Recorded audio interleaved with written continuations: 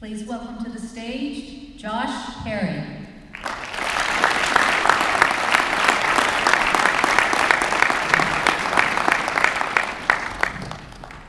So I find that starting or taking action for whatever reason it may be is one of the most difficult challenges that we face when chasing a dream or going after a goal. And when working on this presentation, I was trying to sort out how I'm going to start. And it's usually my biggest concern, how do I begin? So I decided to start today with gratitude, just as I try to start every day of mine. So I want to thank you, Nessie, for having me out. Thank you for all of your time and for coming out here and having me listen to what I have to say. So let's see. So I think, well, actually first, I hope that gave you a better understanding of what BMX is. Because when I was competing, people would ask, Josh, what do you do for a living? I'd proudly respond, professional BMX athlete. They would respond in a couple different ways. One, oh, like dirt bikes? No, I ride a bike, like a kid's bike. Or, oh, like Tony Hawk. Not quite a skateboarder riding a bike. Or they love to ask, so Josh, when you need a real job? But I've been paying my bills since I was 17 and left home, so I guess that's a different kind of money, but who knows. So I think the most important aspect of everything we do is our why, or our purpose. And for me, it's quite clear. It's my mission to inspire change and perspective that leads others to taking action in their life to become empowered, to be as healthy, happy, and successful as possible. At the end of the day, I don't want people to suffer. I suffered long enough, and I don't think everyone has to. I think I had to because I was stubborn and I was able to overcome the obstacles I was faced with. It's my goal to, let people know that there's an option out there. And I should also say that my why transformed from self to purpose. I started my journey as a kid wanting to be a professional BMX athlete. And despite all the people that were telling me that I couldn't do it, my journey was fueled by proving them wrong, out of spite. And now, over the course of my years, which I'll be sharing more about, like all these events, it's led me to being on purpose. I really want to help people, serve and support them with what I've gone through, so that way they can learn easily. So, by show of hands, how many of us actually prioritize the health of our brain on a regular basis? How many of us actually think about our brain? We got one. How many of us think of our brain every day? Things that we do and how it may be impacted. All right, we got some more. How do you think prioritizing the health of your brain would affect the overall quality of your life and well-being? We know our brain is the operating system for our body, but how do you think all the aches and pains and the issues with sleep and energy and stuff like that would improve if we prioritize the health of our brain? What about other areas of our life? It's kind of out of place. I memorize my approach. So what about other aspects of your life? How would you show up differently in business, personal life, spirituality, creativity, sports, education, all these things? How would prioritizing the health of your brain improve all these areas of your life? Well, I'm here to share how the lack of prioritizing the health of my brain led me to what I'm doing today and what I've learned along the way. I think these are a little out of order, but I will share. Let me see if it's there. So there's a slide missing. I want to talk about this time I went to Iraq. It was March 2011. It's almost 1 year post-brain surgery. And I share it for two reasons. One, fear almost led me to not taking that opportunity. It almost kept me back from a once-in-a-lifetime opportunity. And number two, there's a photo I want to share, but I took a selfie while flying on a C-130. Anyone ever been on a C-130? Oh, we got a couple. So it's unlike a Delta commercial flight where the pilot comes on.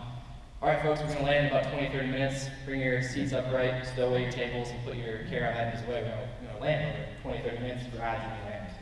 Well, when you're in a C-130 in a war zone, the pilot comes on, like, they're going to land. It's just, all the fumes are going through. It's an open cap, the air, and like your stuff just drops, and it's insane. It's a crazy experience. But I share that because the second part of that story was that was the first time I ever wrote about my story. The same phone I took that selfie with, I wrote down my story. I intended it to be a featured article in the magazine that we had back then. And for one reason or another, oh, there it is. For one reason or another, it didn't work out. But I wrote it, and I was just stunned with a year ago, I was told that my dream was going to be taken away, and I got a death sentence. Now, a year later, I'm in Iraq performing for the troops, doing the thing I love most, which is riding my bike. But it took me 4 years to act on it. I saw failure as it didn't make the magazine and I just gave up. But 4 years later, I posted it on my blog, dailybrainstorms.com, and it was 10,000 words, so I broke it into 4 parts. But I share that because one, I almost didn't take the opportunity because of fear, and then two, I sat on this blog that's helped many people since because I just didn't want to have to. Now I'll take it back to the beginning.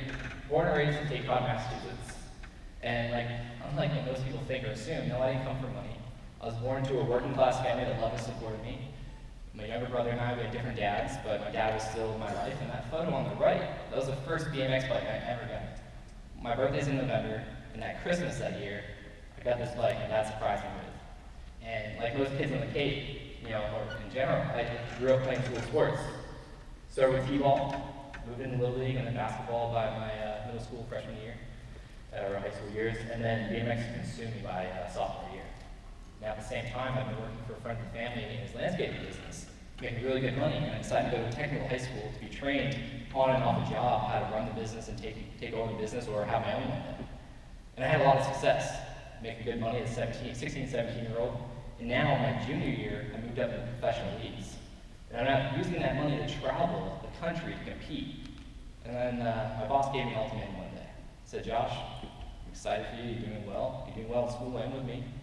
You're taking a lot of days off. At this point, I was one of his main guys, run my own routes with the truck and trailer and mowers, learning the business, and books and all that. He said, you gotta pick.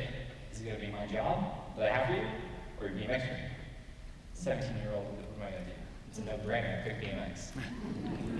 I had an opportunity to train with Dave Mirra, the best of the best. And I knew if I wanted a shot at becoming one of the best, I had to be where the best were, the best facilities, working my butt off. And I moved 14 hours south of Greenville, North Carolina. My parents supported me. My mom walked into my high school with me and signed me out, allowed me to drop out of high school.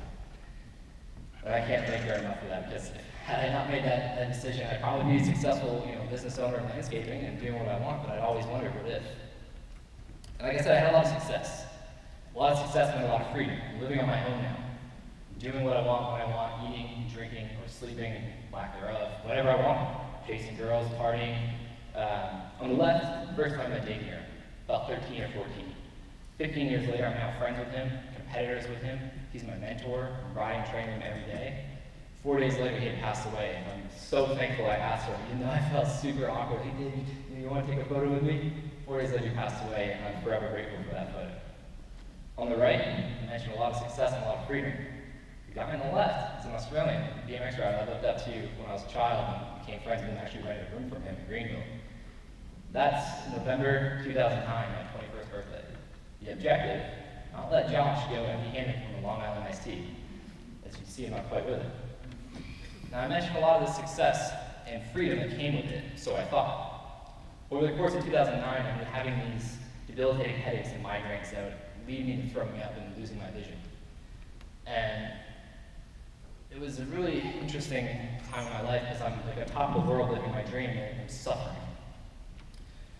One day I'm training, trying a new trick in the foam pit. It's where we safely try tricks and progress to the real ramp, get dialed in and go to contests. Well, I tried this new trick over and over again. I had it every time. I was like, all right, let's go try the real ramp, the wooden ramp. Ironically, I was fearful of under-rotating a trick that I over-rotated the trick.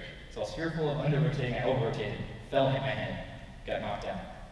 Now, every time I went into the emergency room, urgent care, whatever it was, which my friends would have to drive me in so I could see or throw me up, they kept telling me, no, you don't need a scan. You don't ask for one. X-ray, CAT scan, MRI, something. If something doesn't feel right, you need to look at my brain. No, you're fine. You're 21, you're in shape, you're a professional athlete. Blood work checks out, you just have headaches. A lot of people have headaches, it's normal. Here's some painkillers, go home, if you need more, come back. And I didn't take them because when I was younger, I had a traumatic experience throwing up that I attributed to the aspirin I took. It was actually the flu, but it stuck with me. The last time I went in, it was so severe, I took the pain pills. And luckily I wasn't driving on the way home because I projectile vomited in the passenger side of the car. Now we had to pull over, and on my hands and knees, throwing up constantly to the point where dark, deep red blood started coming out and pouring around me. So now I'm on my hands and knees.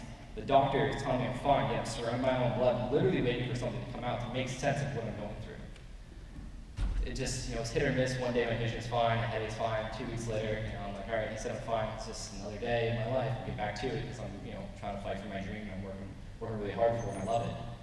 2 weeks later, trying that trick, hit my head. Guess what happened? MRI was deemed necessary now. It took hitting my head to save my life because they accidentally found this brain tumor.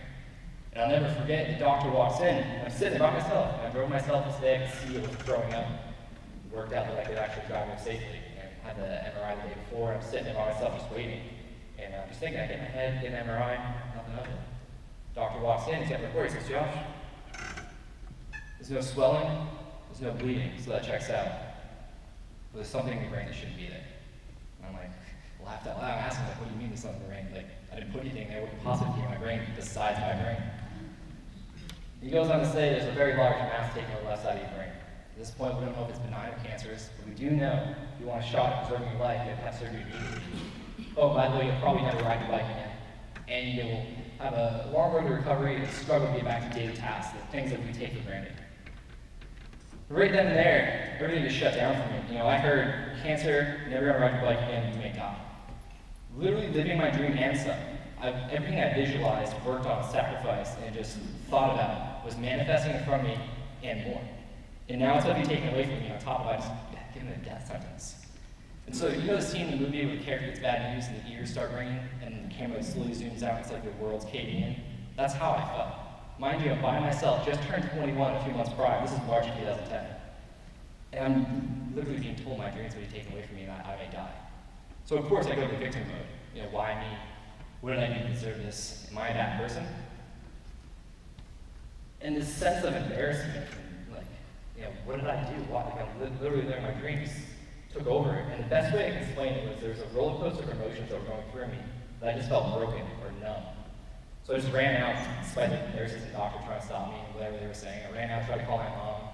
Called her, couldn't talk for like 2 minutes. She instantly knew something was wrong. Josh, what's wrong? What's wrong? You know, mom's getting sunset stuff, and I finally got it out. But it was interesting because the recovery process was pretty quick. It was a 2 to 3 week from diagnosis to surgery.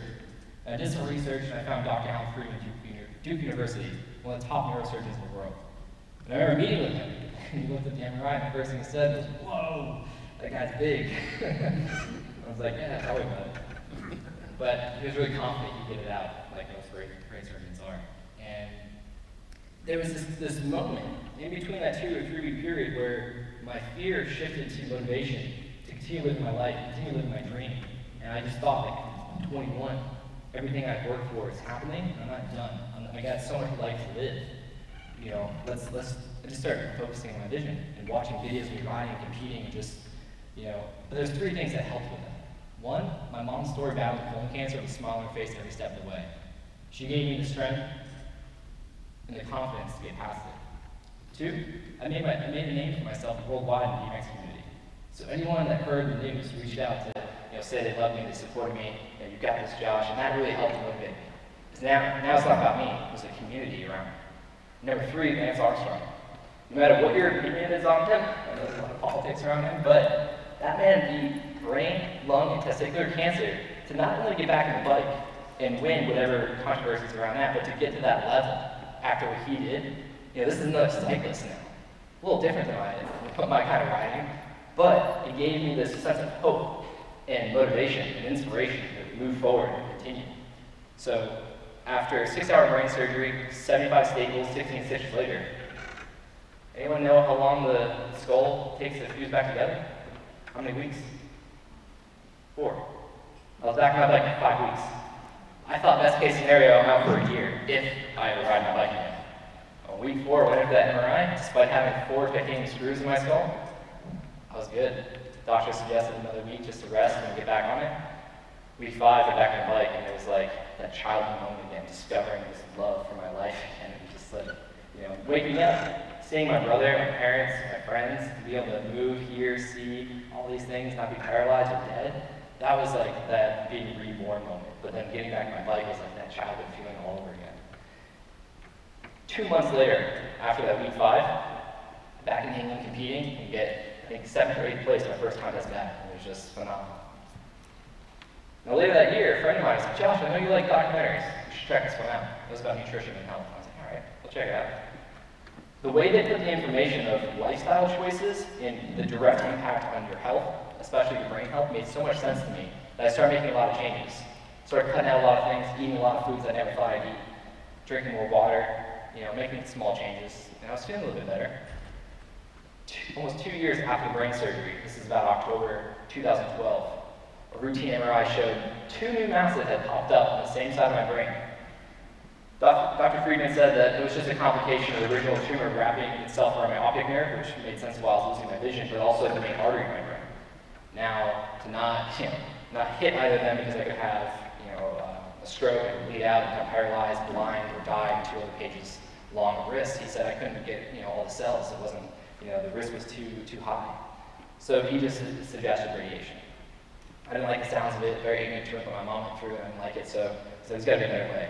I went to Dr. Google, and a couple hours later found a technology called Gamma Knife Radiotherapy. Despite the name, there's no surgery, there's no knives.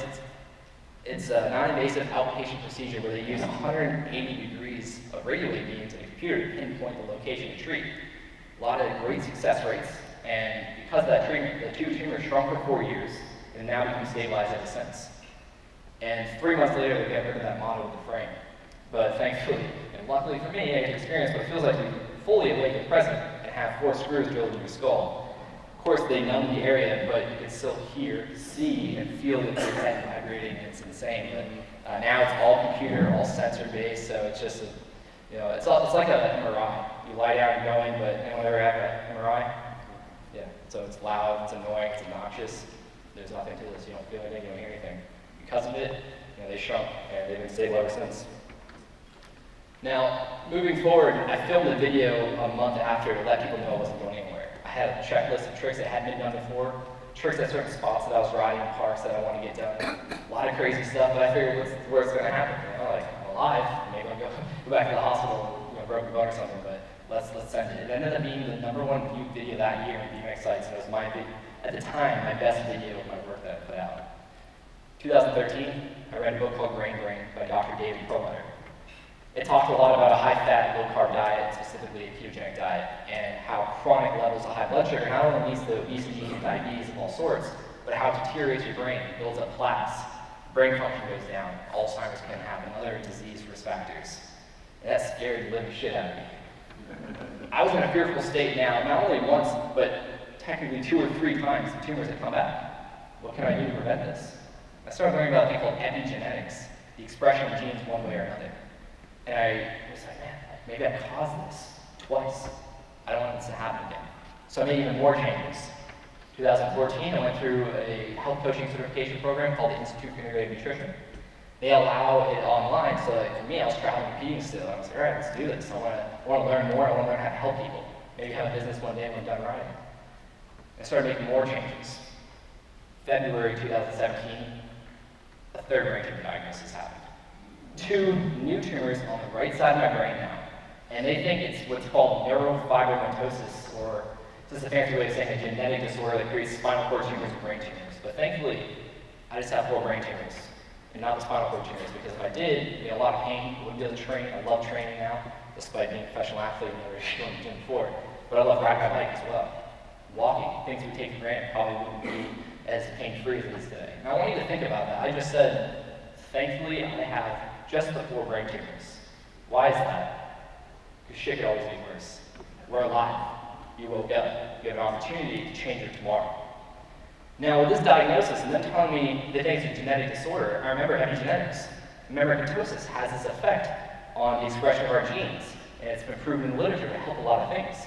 It's also got anti-inflammatory effects, anti-oxidative stress effects, and it also turns on an internal detox mechanism that allows us to detox from harmful chemicals that are in our systems now. So after a year of implementing this, by the way, keto is the only diet with a biomarker. So it trumps every other diet in the fact that you can actually see if it's working for you or not. So that's pretty profound. So I got a glucometer to test my blood for glucose and ketones, really seeing if what I'm doing is working. And after a year of just lifestyle changes, no progression of the tumors via an MRI. No meds, no treatment, no surgery. Just last month with my 2-year follow-up, still nothing. The 2 tumors that were shrunk, or that were zapped and that shrunk from Gamma Knife, still stable, they're just doing their thing. The 2 new ones that are trying to take over, nothing. All lifestyle change, mindset as well. So today, currently living with 4 brain tumors, but it's not stopping me, because I still ride at elite level. That 3rd brain tumor diagnosis allowed me to walk away from competition. If our sport was bigger, it was more coverage, it'd be fulfilling my purpose more because I get the word out. but it takes a massive amount of time and sacrifice and energy to perform at that level. And the things I'm doing today takes as much energy and effort. So I had to make a choice. I've been competing for over a decade now. It was a big part of my life, but it led me to where I am today, and I have a message that I want to share. So, like I said, still riding, but I turned my mess into my message, and I created a business out of it. I stepped away from competition, turned down sponsors that kind of killed me, with a lot of good money from like Mountain Dew and Monster and all these things that I don't believe in, to fulfill my purpose. And I was like, I gotta provide for myself, what do I do? And I can share the story if anyone's curious about it later, it's a long story short, but I had an opportunity to coach an executive and 4 of his people at a company. And I was also performing at their event. And I just started coaching. I started making a living for myself, doing something I'm passionate about, helping people get results in their life to improve their health and their business. And something also that's really close to my heart is the power of social media. A year ago, this father from Slovenia reached out to me and said, Josh, you've been following me for a while. We know you're one of the top riders in sport, and we love what you're putting out there. The message, the mindset, the education, the ability to be positive in situations or strive to be positive. Would you want to coach our son? So now, it's been about a year, I've been coaching, his name's Jaka, he's a 14-year-old BMX athlete from Slovenia. I've gone there, he's come over here, and it's amazing. And it's everything I do, like I said, is to fulfill my why, my purpose to help serve and support, but it's ultimately things I wish I had before these events took place in my life that I wasn't prepared for. There's no guide for BMX, there's no playbook, there's no school route you can take for BMX. But now I'm able to pass these things on to Jaka and other people, you here, other younger generation, and give them some guidance on how they can be proactive in life. And of course, I'm speaking. It's very new for me. Actually, my first speaking experience was April last year, thanks to Betsy, speaking to her graduate class. So this is my 4th time back at UF, so I'm pretty excited about it. But I get the same nervous, exciting feeling that I did for over a decade competing and everyone away, but I'm told that's because I care. So it sounds cliche, but I love it. And I'm also working on 2 different books. I'm talking with a pretty phenomenal publisher right now. And it's, again, something I never fathomed doing. But again, it all just goes to my purpose to help serve and support people. And I should say, too, I got into health coaching to support myself and support others. But then I read a book called The Go Giver. Anyone read that book or heard of it? Ben? So I would highly recommend it. It's a short 110-page read. It's a fictional story just to get across this message. But the one thing that stood out was it said that your net worth is determined by how many people you successfully help around the world and provide value. I'm like, all right, I'm working one-on-one for an hour or so a day with a client. It's cool making good money, but I'm not really affecting that many people. If they share it with other people, cool, but like, how do I really scale this? Social media, I have a pretty big following. But not everyone can afford those prices, especially the younger generation. So how can I provide the same value, same support, but in a better manner that can reach more people? And so this week, once Apple approves the privacy policy, my 12-week video coaching course is coming out, helping people be able to purchase it and then get on a group coaching call with all this together. It's just more of the things to fulfill my purpose to help people. All right, so along the way to where I am now, I know I have a lot more to learn, but the 30 years in my life, all of my experiences I've distilled into 3 main principles I love sharing. The first one is perspective is essential. 2 quotes that I love that sum this up are, life is 10% of what happens to us and 90% of how we respond. And the second one is, life doesn't happen to us, it happens for us. Jim Carrey said that one, I forget who said the first one. But both of them, they underline the same choice. It's a choice of perspective that we have every single day. A choice of how we see the world and the events that take place in our lives. Our reality as we see it. And I could have given up on more than 2 handfuls of vacations. And one story that comes to mind is Ocean City, Maryland, 2011, Tumors. They built a platform with all the ramps on the beach. It's a year after brain surgery. I just been working my butt off. I'm stoked, I'm excited, I'm confident, I'm ready. It's just practice. I'm coming around 15 feet in the air to do a 6-foot landing. My back tire tags atop the landing. Mind you, I'm on top of my bike, so I'm about 8 feet from the ground. I go straight over the bars to the left side of my face. My friends and the medics that were on the sideline said I hit so hard I was snoring instantly. Once the medics got to me, my heart stopped beating for 30 to 45 seconds. I actually woke up in an ambulance via throwing up, which is a great way to wake up. Confused and in so much pain, I didn't realize that my hand was breaking. First things that came out of my mouth, I'm done. I'm over it. This isn't worth it. I can't do this anymore. That's what I said. 2 weeks later, when I was cleared to ride, guess what happened? Back on my bike. Perspective. And gratitude. It's the key to abundance. So no matter what all of our beliefs are here on what has given us life today, whether it's religion, spirituality, quantum physics, law of attraction, spiritual energy, it doesn't matter. Whatever you believe in that gave you your life and the things that you have in it, if you're not grateful for that, how can you expect to get more? Doesn't make sense. So perspective is everything. Number 2, health is internal. It's not just numbers on a piece of paper, on the scale, it's on the outside. Because the doctors, ultimately, picture a perfect example of health. Young professional athlete, had a six-pack, I'm in shape, doesn't matter. I didn't have a pain pill deficiency. I had an internal struggle that took hitting my head to save my life, because that's when they got the MRI done. That's what accidentally found a brain tumor that was consuming my life. And I don't have a weight loss journey that got me into keto. Many people do, and that's because of the profound benefits it has of burning fat for fuel, body and dietary fat. I don't have that. I get into keto for the health of my brain, which has amazing benefits to it. A lot of research that I'm actually involved with the researchers that become friends with now, which is insane for me. And again, I learned these things the hard way. I believe I learned them because I was able to overcome, and I was stubborn, but also because it set me on a mission. BMX taught me the strength to overcome. It's not failures, it's just information, it's just data. You learn what didn't work, you try again, you get up, you go, you fail some more. And I believe that we can all work smarter, not harder. We can be proactive rather than reactive. I had to react to a situation that was taking over my life. Had I had these tools, and which is why I'm so passionate about sharing, I could have been proactive. Maybe prevented me. Who knows? We can't go back in time yet, at least. But you all can. You all can be proactive rather than reactive, like business, personal life, your health, education, spiritual, whatever it is. You can be proactive rather than wait until something bad happens to react to it. This is my favorite. This is the third one. This is what I believe in wholeheartedly. It's our reality is just a manifestation of our choices. Choices in perspective, thoughts, beliefs, self-talk, and actions. Choices in nutrition and exercise, or sleep, or lack thereof. We're faced with these choices every day, and it's just up to us to choose to go left or to go right, to eat this or to not. Now, when bad times hit, I believe we have two choices, two paths we can take. The path of survivorship, or what I call victimville. Both choices take the same amount of energy, but I argue victimville takes more, because the further in the hole you dig yourself, the more time and effort it takes to get back out. And like I mentioned at the beginning, taking action or starting for a goal or a dream or a change, why is that so hard? Has anyone read the 12-Week Year? No one? Okay.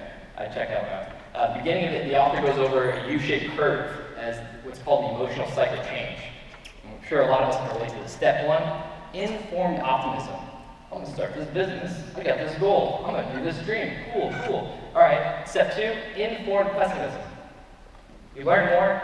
You see what it's going to take, the sacrifice, the time, the effort, and then you're like, oh shit. Step 3, the valley of despair, where most people give up and go back to step 1 until they're ready to start again. But those who push through go to step 4, informed optimism.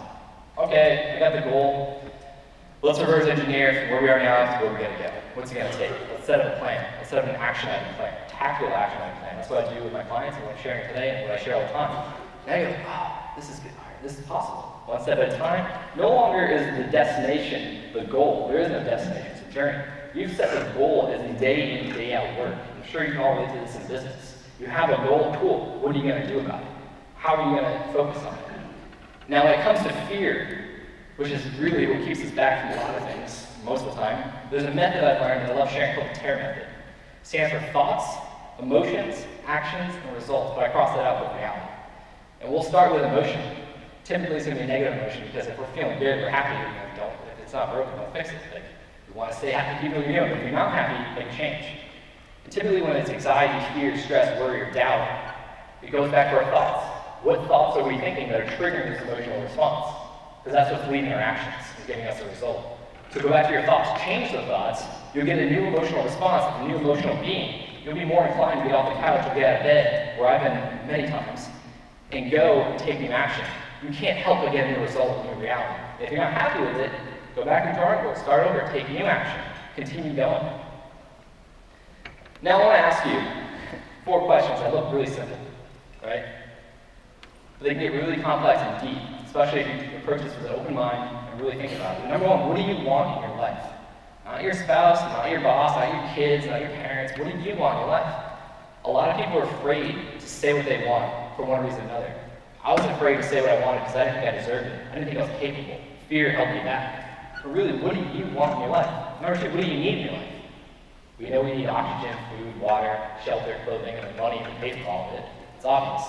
But no, what do you need in your life to feel fulfilled, to feel on purpose, to feel like you're having an impact, to feel alive? I have to have experiences like this, where maybe I'm a little nervous, uncomfortable. I have to grow. I have to have meaningful conversations and relationships. I need to move my body every day, whether it's the gym, it's my bike, it's my mountain bike, it's golf, it's hiking. I need to do something to feel alive. What do you need to feel? What do you need to do to feel alive? And what's holding you back? Like I said, 9 times out of 10 is fear. Fear of judgment, fear of failure, fear of success. That's a real thing. I'm sure we can all experience that. I have on many occasions. But really, if you understand what's holding you back, you can plan to move forward. And that goes to number 4. What are you willing to do? We have the audacity to say, I want to do this, or I need that. But what are you doing for it? There's so much competition out there, it's not enough just to be given the bare minimum. What are you really willing to do for the things that you want in your life? I've shared a lot of things that I've been willing to do. I've literally adopted on a contest course to live my dream. I started a business which created a lot of stress and anxiety. I stepped away from my dream with no plan, really just, this is what I'm going to do. I figured it out along the way. But what are you willing to do for the things that you want and need in your life? And when it comes to limiting beliefs like fear, doubt, just tear them down. Now, the final thing I want to share is my fuel to everything I do. My younger brother Danny and Dave Mirra, childhood hero, became friend and mentor. They both took their life, self-inflicted gunshot wound. Dave, February 2016, my brother, a week after he turned 26 in June just last year. Now, I would do anything I possibly could to go back in time and share the power of the ketogenic lifestyle, all these mindset practices I've been learning that have helped me help many other people. But I can't. So I'm here sharing it with you because you're still here. I'm still here. We all woke up. We're winning. Other people, you may be able to relate to this, and your friends and family, people you care about, are no longer alive today. These are 2 very important people in my life that are no longer with me today, and I can't do anything about it, but I can do something with you. Everything I do, I can share. And at the end of the day, keto is just food. It's nothing radical. Despite one of my clients, who's now a good friend of mine, Miles, 3 to 5 seizures a day, sometimes 7. This doctor said after 2 years of failed brain surgeries and meds, let's do a 3rd brain surgery. That keto stuff's radical. 2 months now, he's had a seizure in a day. After 3 to 5, sometimes 7. It's just a choice. We make these choices every day. And keto is not just about the food, it's about the lifestyle that comes with it. The fulfillment you have, the stresses you have, the relationships you have, everything is a holistic approach, a mind and body approach. And it's proven to help people with cancer, people like me with past concussions and traumatic brain injury, depression, dementia, epilepsy. So why are we not at least trying these things as a tool or a technique just to experiment, see how it goes for us appropriately, reaching out for support and gaining the education on it? It's mind-boggling. Like I said, I didn't have a painful deficiency. I had a lifestyle deficiency. I was making wrong choices. And I encourage everyone to share these things with people that you think may help them, and to become the change that you want to see in the world. And remember that fear is just a thought, and thoughts can be changed. Thank you.